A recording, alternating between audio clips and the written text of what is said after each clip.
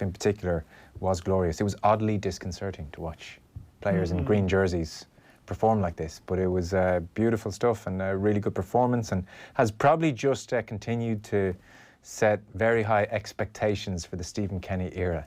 Yeah, very high expectations, and like, I mean, there was 2,700 people there last night, I think. I'm sure in years to come more will claim they were actually there, but there was like 2,700. So, like, you know, there was a different. I mean, definitely like the principles and how they play. Like, you definitely be very excited by it, but you also have to put the sort of asterisk that, you know, the first half they endured. You know, if there was sort of 52,000 people in the stadium, that might have been a bit more difficult for them to keep going and persevering through it. So it is a different ball game, but at the same time, I mean, it's you play at this level. You see teams at this level. You look at the, like, often I was looking at the league tables around Europe, you know, and you look at who's doing well and how might they get on. Because if they win their 2 games in March, they're within 1 game of qualifying automatically for the Euros, which an Irish team has never done at this level before.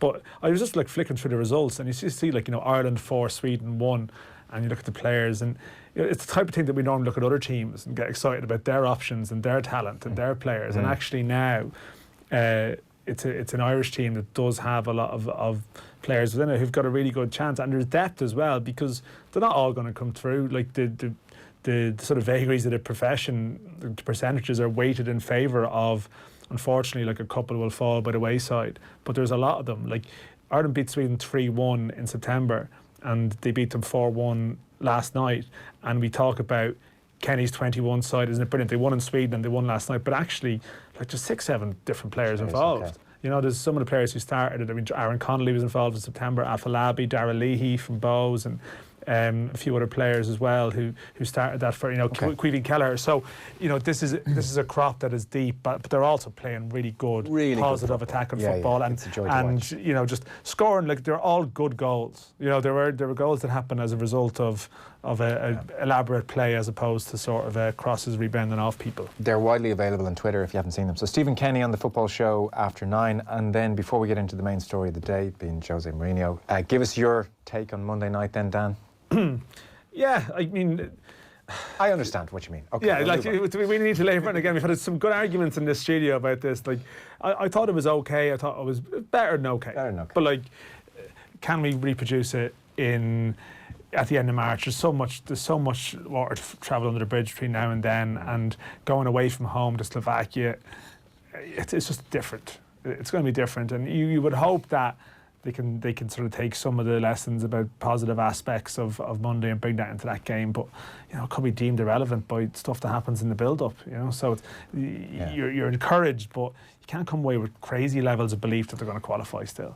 Let me give it to you now. David McGoldrick and Sheffield United maintain their 5th place spot in the Premier League. He's got 15 Premier League goals, flying. We have Troy Parrott and Jose Mourinho, a loveology. It's just happened. They just love each other. Jose loves him. There's some pun that will work with it. Jose. Yeah. And he's in alongside McGoldrick. Aaron Connolly has scored 25 Premier League goals for Brighton, who are 2nd in the Premier League. And then Shawnee Maguire, who was very good the other night, has continued his good form. And suddenly we have the hottest 4 players in Europe up front, and we beat Slovakia. Yeah, Joe. And then what if Mick wins the Euros? Then what will Stephen Kenny do? Yeah. What will we do, Joe? That was the question we always faced at the start of this campaign. One of the great worries. What wins the thing? like this is when Ireland, as it emerged from its deepest crisis at international level, faced into the much more terrifying crisis of winning a major tournament and what this might mean. Let's start with Jose Mourinho then. So, he took training this morning? He did, as Tottenham Hotspur manager for the very first time. The former Chelsea and Manchester United boss replaced Mauricio Pochettino, as you mentioned, Joe, was sacked last night after 5.5 years in charge. It's a 3.5-year contract for Mourinho, who's had his backroom team finalised by the club, with João Sacramento joining as his assistant from Lille. The Portuguese boss takes over with Spurs 14th in the Premier League, with only 3 wins to their name in the top flight, and they're away to West Ham on Saturday. Given his track record with young players, some may fear the progress of Troy Parrott may come to a juddering halt under Mourinho, but the new man in the White Hart Lane hot seat insists he will give youth a chance. I really like this squad, and looking to the young players, there is not one manager in the world that doesn't like to play young players and to help young players to develop. There is not one. The problem is that sometimes you get into clubs where the work that is below you is not good enough to produce these players. So I look to our history, and you see that the academy is always giving the talents that the first team needs. And of course, I look also forward to work with that profile. Yeah, Josie, we think it'd be good if you used the phrase "our" in the interview with Tottenham Hotspur TV. Just say our history and our academy. No, I think that might have been him. Oh, yeah. Do you reckon he picked the backing track? Well, I mean, this is just very worrying. It's just like a hotel as a radio person looking to edit that audio. It's like a boutique hotel reception. You know, it's definitely just a great This is the Jose Mourinho who, towards the end of his spell at Manchester United, when Rashford missed a chance, he turned to the crowd and gestured with his hands spread as if to say, look what I'm working with here. To a young player like Rashford, wanted Martial out of the club. Martial still has potential. I know he's maybe not delivered on it totally, but he still has potential. I was again watching Sky Sports News this morning, and they were going through some of Jose's finer moments. And it's amazing how old a lot of them are now. Sure, but even a recent one I was going to mention was when Luke Shaw had a rare good game, and Jose was saying the only reason he had a good game is because I was beside him in that half of the game. In his ear. And I dictated his every movement. I was his brain inside his body. This kind of stuff. And you took the words out of Kieran's mouth, Richie. Hi lads, Mourinho to Spurs, surely bad news for Troy Parrott. I can't see Jose giving him much of a chance based on his previous form, not trusting young players. And despite what Jose said there about every manager wanting to give young players a chance, I think back to his Sky Sports debut when Chelsea played United at Old Trafford. And Mourinho's basic point on Tammy Abraham starting up front was, well, Lampard's not taking this season seriously. The weird thing I hear him saying there was that previously maybe the structures underneath him weren't that good to have young players be developed to such a point that they're ready for first team action, which is quite the statement to come out with about Chelsea, who've won the FA Youth Cup an innumerable number of times at this stage, about Real Madrid, who have a second team playing in the second or third division over in Spain, about Manchester United, whose youth promotion is legendary. To say that those clubs weren't necessarily up to par with Tottenham, who've done great work, they really have. But to say that they're not that level in terms of youth production is a bit stupid. The United Academy seems to have fallen a little bit into disrepair, but I definitely take your point. I mean, the wider point, especially on Chelsea. But I do remember he did this season sit in a Sky Sports studio and say, if all he's playing, you can't play Tammy Abraham. Mason Mount. So what will he make of 17-year-old lad? What's your name? Troy Parrott. Well, you see, doesn't Robbie Keane and Jose Mourinho have this weird sort of friendship alliance or something? Do they? Yeah, I think Robbie Keane has spoken about that. Yeah, and does Jose know? Yeah, he does. Well, I think he does. Robbie's busy enough at Middlesbrough, isn't he? Well, but he's still busy enough at Spurs with Parrott. Like, I was actually writing about this today. That the Parrott scenario, like. Parrott is young, like he's 17 going on 18. Like Jose could burn himself out very quickly here. Yes. You know what I mean? So I think people like, there's almost like a hot take reaction. It's like, oh no, Parrott's goose now. It's like, there's plenty of time here. I know, it's not ideal though. It's Jose, there's no way he's seeing a contract. Yeah, like, I mean, Jose could be gone within 18 months. What are we giving him? Will he hit his 3 years? Oh, Jesus, now are you mad? Hopefully not. Like, 3 more years of the Jose Express around every Premier League story stuff. We have all much better things to do with our lives than 3 more years of responding to Jose related things. It is like Daniel Levy. It's amazing. It's as if actually Jose Mourinho has completely ignored Daniel Levy over the last decade, and it's as if Daniel Levy has completely ignored Jose Mourinho's behaviour over the last decade. Is it the miserable football he saw at Old Trafford that attracted him to Jose, or the general miserable scorched earth policy away from everywhere, like this general air of conflict that attracted him, and his big spending? I actually can't make sense. Well, the thing is, like, I mean, there is reason to believe that it will be pretty short. It'll either be short-lived or successful, if you get me, in the sense that, like, his brief is, I mean, and even listening to some of the more positive vox pops today as well, we've got a winner now who'll make this team, win. So I think within 18 months, if he hasn't delivered on that sort of winning end of the bargain and some kind of like trophy of some kind, then he's not going to become a project manager overnight. But he's also going to not make players who are running down their contracts want to play for that club any more than they currently do, because that was a central tenet of what Pochettino wanted. In the summer, he wanted Alderweireld, Vertonghen and Eriksen gone, and the club decided no, we'd rather keep them on, get the value out of them, and send them off in freeze. I can't see how he would change their attitudes. I wouldn't think so. And he's been paid a healthy sum as well, more than Pochettino by some distance. They've got Amazon money to pay for it though, Joe. It's all right. 88,000 a week more than any player there. Surely he just needs to get up to as far as like the World Cup in Qatar or something. He's going to manage someone there, probably Russia or something. Or Qatar. Yeah, or Qatar. Like maybe he just needs a stopgap to bring him that far. I just wouldn't be concerned about being a long-term thing that's going to stifle Parrott. Hear me. Like that. We need Parrott scoring goals by March. But maybe this is the way that happens. In the Premier League? That he goes on loan in January to get games. Oh no, I don't want that. I'm just saying. I like the novelty of an Irish player at a top English club. No, I mean I like that as well. But he's only 17, so chances are, he should be sort of maturing perfectly for the time the next manager comes in, which could be at any point. About Troy Parrott, Dan. Suddenly the future of Nemanja Matic is looking bright. Yeah, this is what it's all about. His agent in Serbia tonight. In Serbia tonight, they are dissecting this information, going, well, this is big. Aaron Fellaini's got his phone by his side at all times. It hasn't worked out all that well, Jose. I'll come back for you. So, Richie, UEFA are having a draw on Friday to confirm what exactly? That, basically he'll play at home in the Euro 2020 playoff finals. Ireland, as we know, will be away to Slovakia in March, with the winners of that one-legged tie playing either Northern Ireland or Bosnia-Herzegovina in a final. As I mentioned, UEFA deciding the home venue for that final on Friday. The semi-finals and final will take place 5 days apart towards the end of March. Jonathan Caldwell has secured a European Tour card for 2020. The County Down golfer finished tied for 17th at Q School in Tarragona today. Caldwell hasn't played on the European Tour since 2009. Nice comeback story for him. While the Hong Kong Open's been postponed due to the continued social unrest in the city, the European Tour event was due to be played next week and it could be rescheduled for early next year. Stephen Kenny deserves credit, but not adulation either. This crop of players are the beginning of a continuum of a really good underage teams and under-19s and under-17s, etc. Rude Doctor and the FAI deserve credit for this, says Aidan McCormack. Yeah, and individual clubs as well. I mean, I know Stephen has referenced the Emerging Talent Programme, but actually the amount of hours and contact that people in those programmes have with players can be mixed enough. So that is definitely something. It's a very valid point. I mean, you talk about Aaron Connolly and the two lads from Waterford, Leo Connor and Malumby, and they're a massive source of pride to Villa FC or Mervy for Connolly or Belvedere for Parrott or whoever it might be.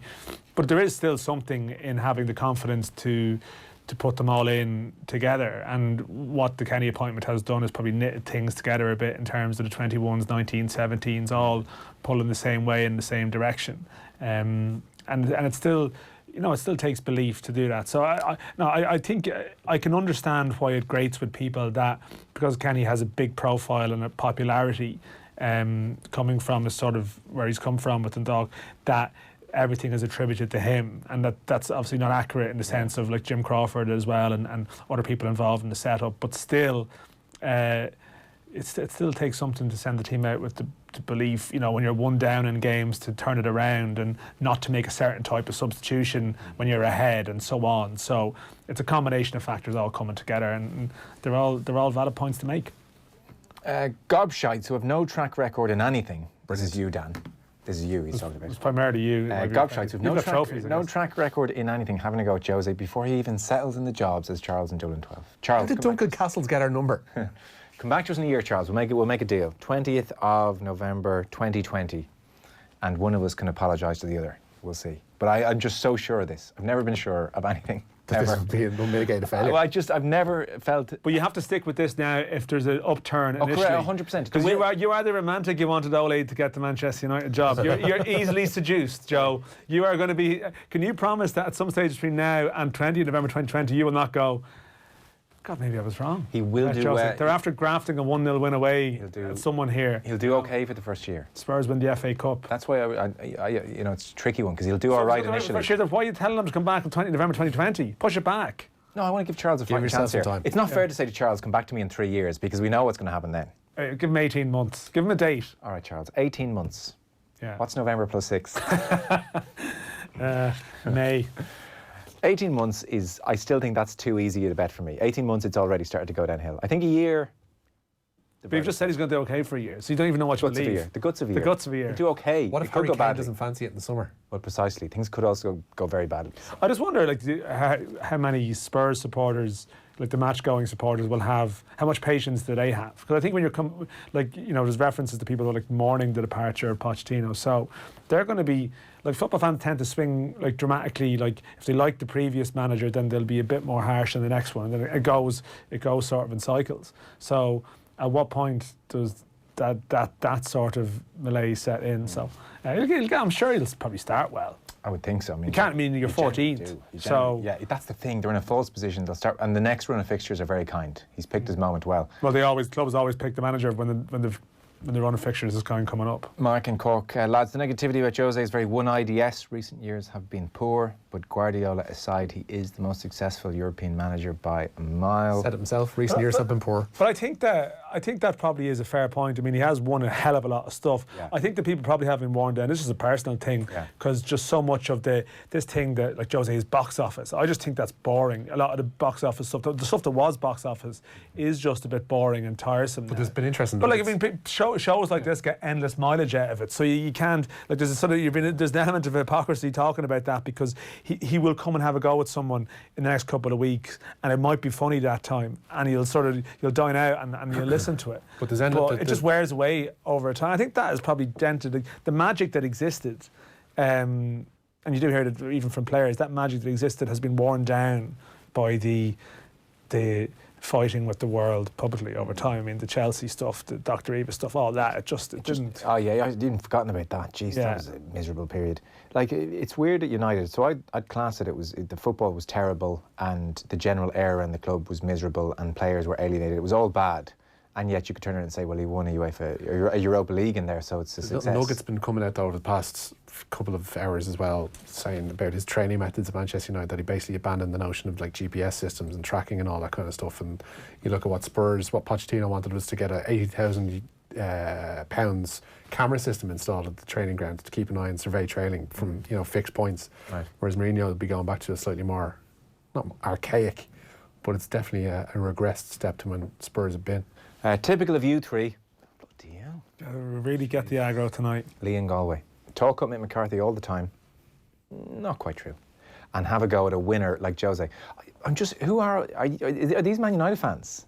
Is some kind of Stockholm syndrome going on here? Or are these Chelsea fans? I don't know. They're different people, Joe. You can't group them all in one category. Just think, what's going on here? Lee and Galway, Charles and Dublin 12. They're not part of some club. They're not in some WhatsApp movement they've unleashed. I can't think of a less suitable chairman and manager, to be honest, is the other thing. Apparently there's going to be funds available in January, so we'll see. Suddenly they've appeared out of nowhere. Yeah, I'm sure that occurred to Pochettino as well. Where are we going next? To Tyrone. They have confirmed, or rather Colin Cavanagh has confirmed, that he's staying with the Red Hand County for another year. The former All-Star midfielder, who was part of their 2008 All-Ireland winning side, will be playing inter-county football for a 14th season. And his manager, Mickey Hart, says he's pleased to have a stalwart still available. And he feels Cavanagh's experience will be crucial to the panel. Dave Rennie is going to be the next head coach of the Australian rugby team. The Kiwi will replace Michael Cheika, who left his post after a disappointing World Cup for the Wallabies. Rennie will see out the season with Glasgow Warriors before taking the reins down under through to the 2023 World Cup. He led Glasgow to the Pro 14 final and the quarterfinals of the Heineken Champions Cup last season. A number of close season signings today in the SSE Electricity Premier Division. Dundalk signing creative midfielder Will Patching. The Manchester City youth product was most recently with Notts County, for whom he played 10 times.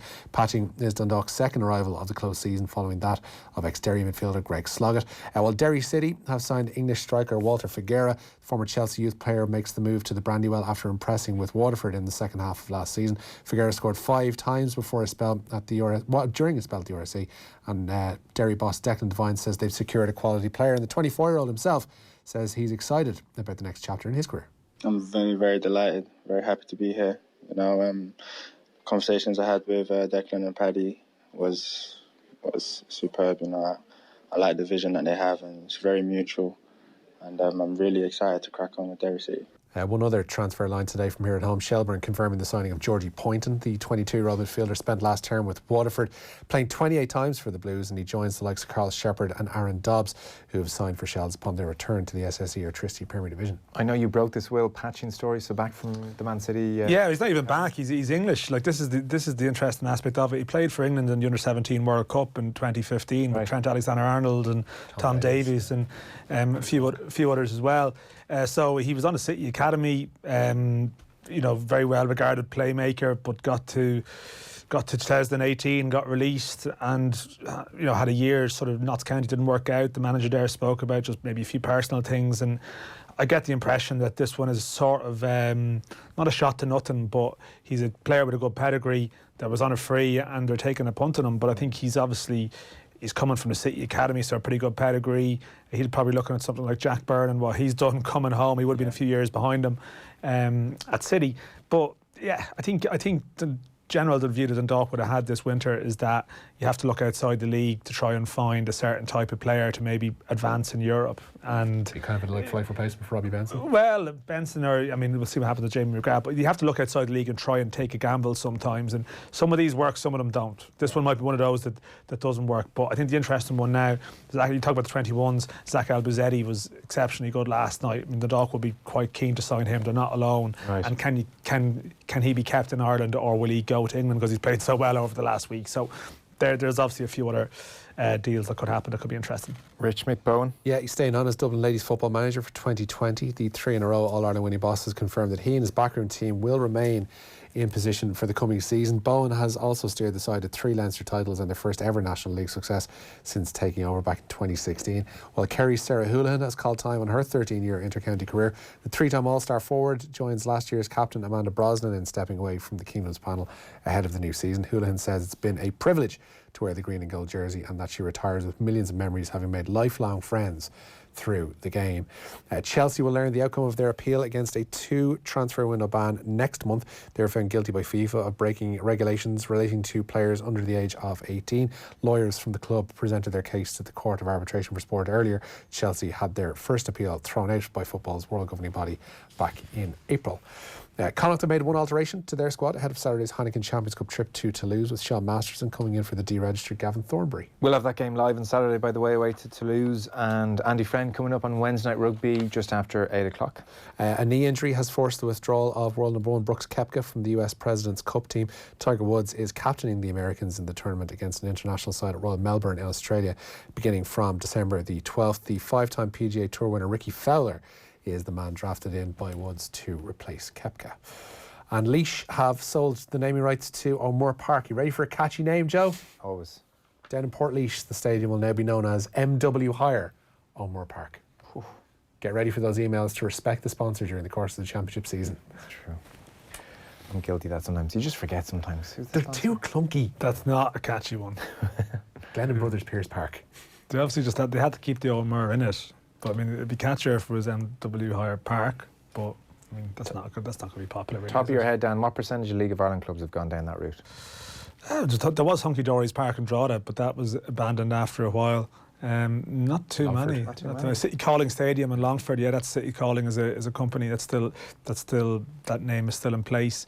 But you see a lot of the stadiums will be council owned in the Premier Division level. So Tala Stadium, the Turner's Cross, they're all sort of owned by the local FA as opposed to the clubs themselves. Dalymount will be the same now. Why aren't we calling Richmond Park Stadium of Light anymore?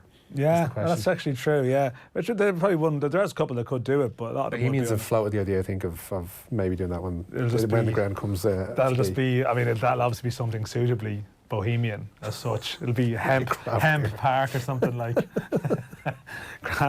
craft beer, avocado park or something. Amnesty International Stadium. Yeah, exactly. Yeah, something. I mean, we'll wait for that announcement to come out. Alrighty, that is your news round for this evening. Andy Friend, 8 o'clock. Brendan Maher in studio, Tipperary hurler. And then we've got Stephen Kenny on the football show between 9 and 10. Up next, we'll go over to talk to Miguel Delaney, get the latest on Spurs and Mourinho and Pochettino. Football on Off the Ball. With Paddy Power, the greatest football partnership since Jeff and Heskey. For 25 years, the Audi A4 has defined the essence of everything our cars represent. The epitome of a classic. The new Audi A4 is the classic reborn, redefining Ireland's most popular Audi model with cutting-edge technology and state-of-the-art design, giving you a driving experience that's sleeker, smarter, and sportier than ever before. Test drive the new Audi A4 today. Audi. Vorsprung durch Technik.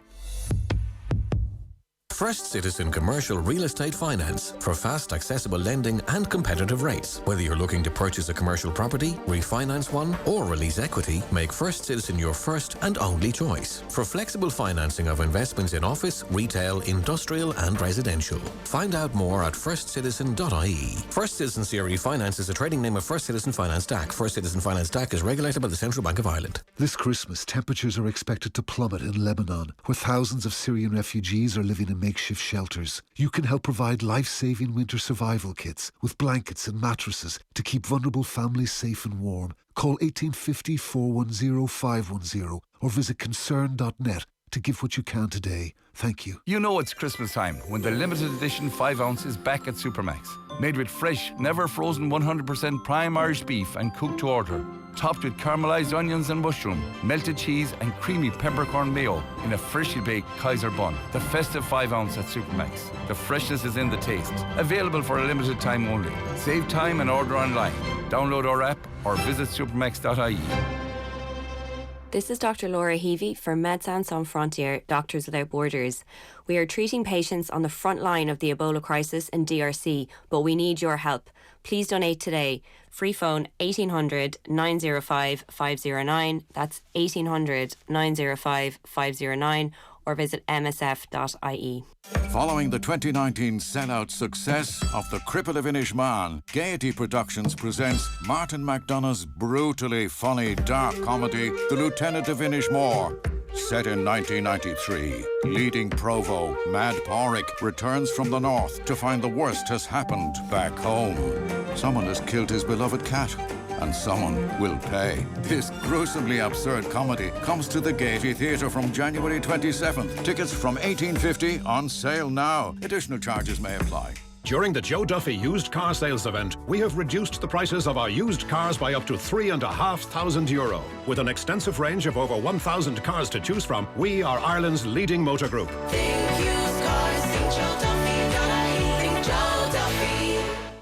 At Bargaintown and First for Floors, we're still taking orders for all carpets, wood floor and vinyl for fitting before Christmas. That's Bargaintown, first in Dublin for carpets, wood floor and vinyl. Summer in France is calling. Book early and enjoy 10% off when you sail in style with Irish ferries direct from Dublin aboard the brand new WB Yates. Take the family, take the car, take as much luggage as you like and start your holiday in the most relaxing way possible. Sailing to France has never been easier or more enjoyable. Book now with a deposit of just €100 at irishferries.com. Terms and conditions apply. Relax this evening and visit itsforwomen.ie. Great value car insurance for those on the go. Get the cover you need day or night at itsforwomen.ie. It's time to own it. Football on Off the Ball with Paddy Power, the greatest football partnership since Shearer and Owen. Now you're welcome back. Miguel Delaney of the London Independent is with us. Miguel, Jose to Spurs. There was, in fairness, an impressive enough degree of precision and secrecy about all this. Last night, Pochettino gone. Mourinho already happily camped in the hotel on the Spurs training base. Announcement 6:30. This morning, we often see weeks of speculation and nonsense around these things, and Spurs have short-circuited all of that. The only small fly in the ointment, frankly, I would put it to you, is their choice of manager. Yeah, and even I've seen a lot of discussion from Spurs fans today, and some of the words they're using is they haven't had enough time to mourn, and suddenly they have to adapt to this new father, if you like, that they're not completely sure, new stepfather, not completely sure about. But even as regards to timing, there's an interesting thing there. On 10th of October, the Lyon president, Aulas, said that he approached Mourinho and was rejected because Mourinho was lined up for another job.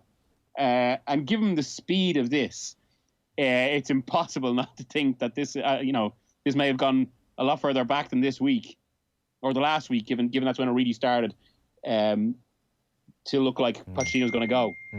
How many national days of mourning is appropriate for Pochettino is an interesting question. 2, 3? But even just in terms of the reaction, I was looking at the response to Spurs' announcement on social media last night, And it was very rare to see that happen with a manager, basically, for almost every fan to be so down about it. Which, maybe hints that they're not quite ready for this. Do me a favour there. Could you knock off your phone onto silent? Yeah, I know you're incredibly popular and that will keep pinging for the next 20 minutes, okay? You don't need to show off.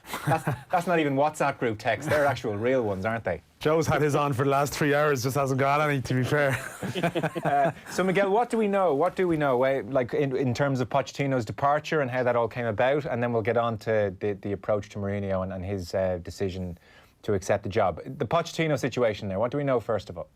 So, it has been bubbling for a while. Yeah. But I think where tension really started to ratchet up was around the Champions League final, actually, when Pochettino was on what was pretty much a publicity tour. He lost weight. He got those nice new treads for a series of press conferences. And it was almost like he was selling himself.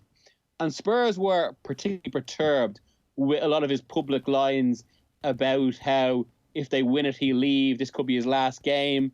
And it wasn't so much that on its own, but that in the context of so many times over the past few years when interest from Manchester United or Real Madrid will be mentioned. And rather than kind of dampen it, Pochettino will almost kind of cryptically play on the situation.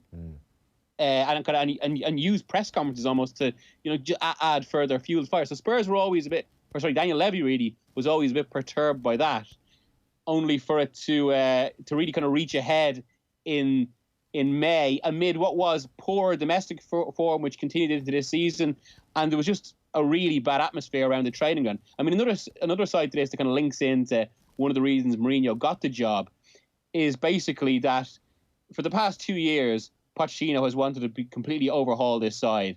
He kind of buys into the Ferguson maxim of a team only has a 3-year cycle, but even more importantly, he's a bit like Van Gaal in the sense that he works best with younger, hungrier players who can be moulded and basically will be more receptive to instructions and won't argue back as much. And that's the thing that's happened with the Spurs team. All these players are that bit older, that bit wiser, that bit more tired of what is a really overbearing managerial regime. And ultimately, like Pochettino, he changed Spurs, he changed the mentality, he changed the outlook, but he couldn't change that fundamental of football really, which is that it's easier to get rid of a manager than it is a raft of players. Because tied to that then, in his pitch, Mourinho told Levy he has one of the best squads in the league and doesn't need that much surgery, which is music to Levy's ears. It sure is, yeah, I can imagine. After 2 years of Pochettino saying, I need to overhaul this thing. Because some of the briefings have been that Pochettino, quite clearly from 2 years back, wanted to start performing surgery in the squad. That wasn't happening under Daniel Levy. And the briefing of late seems to have been that Pochettino was cutting quite a negative figure around the training ground, that effectively he didn't really want to be there anymore.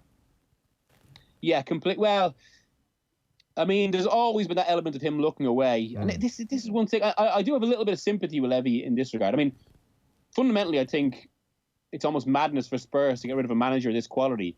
And if football was a normal business in that way, you'd allow a manager like that the patience and time to build a new squad in the way Ferguson was allowed, I suppose. Because I think he has had that effect on Spurs and they've been that good for them. But there was always that sense that he was never fully invested in that way, that this might have always been a stepping stone, despite him talking about how much he wanted to build something big at Spurs, something new, that ultimately he wants to be at Real Madrid, he wants to be seen like a Pep Guardiola style manager, because he used to always bristle at how Pep Guardiola's Barcelona were credited with tactical approaches that he felt he was responsible for in Spain. But yeah, and this season it has seemed that he just hasn't been as invested. Some of the players were really perturbed after the League Cup defeat to Colchester United, where rather than take any responsibility for what was ultimately humiliation, he started to go on about agendas in the squad, as if that was really relevant to a game against a lower league side. And it was just this kind of ongoing. It felt a little Mourinho-like throughout that period, where every comment was basically, it was about positioning himself to be so how he would be seen best in the media in that sense, or for any prospective job. But yeah, and there's been a lot of talk as well about, and it's amazing to say this given how well everything was 2 years ago, especially when they left the original White Hart Lane in 2017, just how positive everything was around the club. But the word being used is that it's been toxic over the past 2 months. Players have sought to avoid him, and I think they're all just a bit tired of it. Yeah, that's funny, Miguel, because I mean, I was at that Colchester game, funnily enough, and his tone afterwards was striking in that regard, like the shift. But I'm just wondering, you mentioned the timeline there of Mourinho and the approach from France, and you know, there was clearly something afoot. I mean, is there a sense of when Pochettino truly knew the game was up? At what point was this sprung on him, like in the sense that he really expected it? Last Wednesday, it seems, so basically a week ago, there was a series of meetings that week in which it was apparently suggested by Levy that Pochettino might consider resigning. That's how bad it got. But of course, Pochettino, I mean, even from Pochettino's perspective, that's given up a lot of severance pay. So that's when it got. And even at that point, from what I understand, there were discussions about how if Pochettino wants to continue to overhaul his squad, there might have to be sales of players he doesn't want necessarily to sell. They'll have to raise money in other ways. And I think it was just one of those situations where they were disagreeing on far too much. And from last week, really, this was pretty much inevitable. I have to say I was surprised at the speed of it last night. I thought, from everything I heard around the club, he would have been given until Saturday against West Ham, because there was a lot of talk about how this was going to be a crunch game and maybe even a decisive game. But yeah, I think it was inevitable. And let's not forget as well, this is a team that actually hasn't won in the league in 2 months and has claimed only 25 points out of 24 games going back to February, which is really relegation form over 2/3 of a season. So something was broken between this team and this manager. He knew that though, but ultimately Levy didn't want to invest that much. And to be fair to Pochettino in this regard as well, what we've heard today now is that Mourinho's wages are double what Pochettino's were, and that he's going to be heavily backed in the next 2 windows. And you can feel a little bit of sympathy for Pochettino in that regard, because he's basically seeing everything he's been complaining about from the last few years. And I did see a comment from someone today, someone connected to the club, who was basically saying, so after 4 years of prudence from Spurs and behaving like this responsible, diligent club who are very careful with the finances, with Mourinho, are they going to suddenly start behaving like Zenit St. Petersburg and splashing cash around? It is a strange turnabout. I mean, of all the chairman managerial partnerships you could have thrown at me, it's hard to think of one that has less promise than Mourinho and Daniel Levy. It just will not work. The extent to which they'll give him funds, I'll be fascinated to see. And then, as you said, when he does go off and buy Fellaini, the Spurs fans will rightly think, what's going on here? Well, 3 of the names already mentioned, which I think are very relevant to us. I mean, Mourinho in his pitch to Levy basically said, over his 11 months out of the game, he's refreshed. He's living in London now. So he's, all this matters given, how bad things got United, living in the Lowry and all that, but that he's developed a new football strategy and new philosophy, and to be fair, he has shaken up his backroom staff, which I think is relevant in terms of kind of new voices. But then 3 of the names he mentioned to Levy are Fernandes of Sporting Lisbon, who Spurs had previously been interested in, Diaz from Benfica. Both of those are Mendes clients, or at least connected to Mendes tangentially, as many players in Portugal are. And then a third name was Nemanja Matic. Stop. You're joking, Nemanja Matic, are you? No. I mean, he likes experienced players in that way. Can't run. Do you think you could just throw Gareth Bale or someone into the mix just to get the Spurs fans on board, something like that? That's a hell of a new philosophy. Yeah. But I mean, and this is it. But for all of Mourinho needing to change, some of this might be Levy changing as well. Are you, go on. I mean, are you actually excited, Miguel, to have Jose back on the beat? Would you stop this, man? He's just put his kids through college here. He can't wait. I have to say, one of my first thoughts last night was basically, oh God, all this again. Yeah. And he's not the strongest argument against Mourinho. I was going to ask you, was he their first choice? But there is the on-field stuff, and that, Manchester United fans will tell you that even the second place finish, but the 2 6th place finishes, it is grim, genuinely grim football, and they've become accustomed to very good football. So there's the on-field stuff, but there is the scorched earth policy off-field, and this general air of conflict that Mourinho seems to thrive under and is energised by. You look at his treatment of Luke Shaw. It's funny watching Sky Sports News again this morning, and you're reminded of him even when Luke Shaw had a good game, and he's saying, well, he only played well because In that half of the match, I was beside him on the touchline, and so I dictated his every action. I talked him through the game. You think of even his last season at United, when Rashford missed a chance and he turned to the crowd and spread his arms as if to say, what can I do? You know, like, again, like destroying a young player. Martial maybe hasn't thrived necessarily under Solskjaer, but he was ready to turf Martial out of the club completely. I mean, this scorched earth policy that they've signed up for, I just can't understand that, whatever about the on-field stuff. Yeah, and I mean, just you mentioned Rashford there. When Mourinho made his big pitch to United, which I was looking through my notes last night, and it was very similar to what Spurs got. But one of them was he's a great fan of Rashford, and we saw how that went. So I mean, there's a certain amount of lip service here with that. In saying that, I do think he went for the United job a little bit too early. He hadn't had a sufficient break, whereas I think this is a bit more pronounced. And given United ended as it did, I think maybe there has been a bit more reflection. So I am actually, I mean, one of the things I was thinking in all of this was basically, Mourinho, we've discussed the same old team. Even what we're talking about now, it's the same old teams for so long. But maybe now, I am a little bit intrigued to see, will there actually be something different in how he plays and how he sets up on Saturday? So at least that'll provide something a bit fresher, at least for the first few weeks. But at the same time, given all that, I think there are actually more serious questions to be asked of Spurs and Levy here.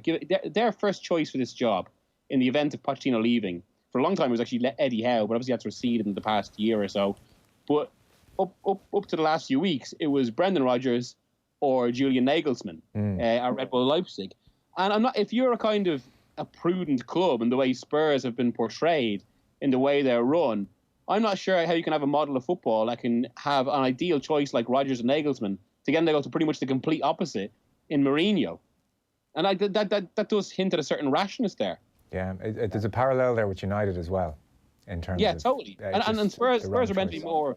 Spurs are meant to be more rational in that regard. In fact, not too long ago, where in ahead of games between United and Spurs, we myself included, were all praising Spurs for their modern outlook compared to United's kind of more chaotic back of a fag packet approach. And so, there's a number of players, not least Eriksen, free to talk to other clubs come January.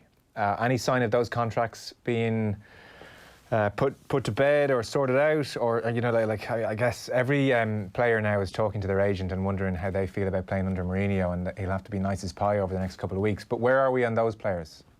Well, I saw today already from Denmark that Eriksen just doesn't want to stay, no matter, and Mourinho won't be able to persuade him. Because with Eriksen, it was never really a football issue. It was more he wanted to change a lifestyle. He wanted to play in Spain. It's been a dream of his. So I think it's almost impossible for him to stay. Someone like Alderweireld is more interesting. In fact, his interview on Sky Sports News last night was quite funny in the sense that this wasn't a man devastated at Pochettino going. And of course, let's not forget that he's one of about 5 or 6 of this Spurs squad that Mourinho has tried to sign while he was at United, including Danny Rose, who's a contract rebel, including Eric Dyer, who had his own issues at the club, including Harry Kane. And I mean, to give Mourinho some due in that regard, whereas Pochettino was a manager much better suited to a younger squad, Mourinho's always idealised pretty much a squad of this age profile, where they're all that bit older and, as you put it, warriors. Yeah, I mean, could it work? My gut is still no. Yeah. I just, I did a piece about 3 weeks ago talking about, and I got a canvas load of coaches for it, including some at Leicester City, Chris Davis, Brendan's assistant, about how transitions are now the most important thing in football. And he was going into detail about just the level of coordination in top level football now and how much that has evolved in the last few years. And it's almost like professional football at top level almost have to learn as many moves as, say, top quarterbacks in the NFL. It really has got that detailed. And that is basically light years from what was Mourinho's peak only a decade ago. The game has changed that much in that time. And it always became very apparent in those matches, say, between Liverpool and United, particularly 2 at Anfield, where, while Klopp was, at that time he was still building his Liverpool side, but trying to impose a certain game, and United were playing a game where they were lumping the ball to Lukaku with a 50-yard gap between the midfield and the striker. Whether he can change that much in 11 months, I think that's ultimately, we are talking about the fine details here, and the Spurs are a team that have to make up a gap to richer rivals. These are the details that are going to matter. Whatever you say about his personality, about his man management. So that's why I'd be sceptical, I have to say. I still think ultimately he's past his peak. Yeah, it won't be dull, that's for sure. Miguel, thanks so much. Appreciate it. Cheers, lads. Off the Ball. On News Talk. The Pat Kenny Show. On tomorrow's programme, in a special report, we go behind the walls of Mountjoy Prison as it approaches its 170th birthday. Will medical cannabis become a mainstream treatment in the UK? Charlie Lester will tell us all about the latest dating trends in the run-up to the Christmas season. And of course, the breaking news. The Pat Kenny Show. With Jaguar. Tomorrow morning at 9. On News Talk. It was the night before Christmas, not a light in the house, when suddenly was heard the click of a mouse. Then all of a sudden, with a great roar, a website appeared, the Fantasy Christmas Light Store. Don't leave it to the night before Christmas. At the click of a mouse, decorate your house. Or if you're not too far, then drive your car to Fantasy Lights, just off the Walkinstown roundabout, the magical home of Christmas. At Fantasy Lights, you're sure to see a showroom full of fantasy. Go to the Fantasy Light Store on fantasychristmaslights.ie. Everybody reacts differently to the shocking affordability of the Dacia Duster. The opportunist, I've heard enough, where do I sign? The skeptics, 0 deposit, too good to be true. And our competitors, shocked into silence. The Dacia Duster from just €75 per week and absolutely 0 deposit. Whatever your reaction is to Ireland's most affordable car brand, there's one waiting for you. Visit your local Dacia dealer today. Finance is made under a hire purchase agreement. Terms and conditions apply, subject to lending criteria. See dacia.ie. Just when you thought all Black Fridays are the same, there's no need to get excited. Easy Living comes along with an exclusive sale and you are personally invited. Designer deals, absolute steals in living, dining and more. Sofas and chairs, beds and homewares. Online and in every store. But you won't find these offers anywhere else. So hurry before it's too late. The Easy Living Interiors Black Friday sale, definitely worth the wait. Easy Living Interiors, Cork, Waterford, Navan, Naas, Sandyford, Drogheda and Wexford. Sale now on. This is Dr. Laura Heavey for Médecins Sans Frontières, Doctors Without Borders. We are treating patients on the front line of the Ebola crisis in DRC, but we need your help. Please donate today. Free phone 1800 905 509. That's 1800 905 509, or visit msf.ie.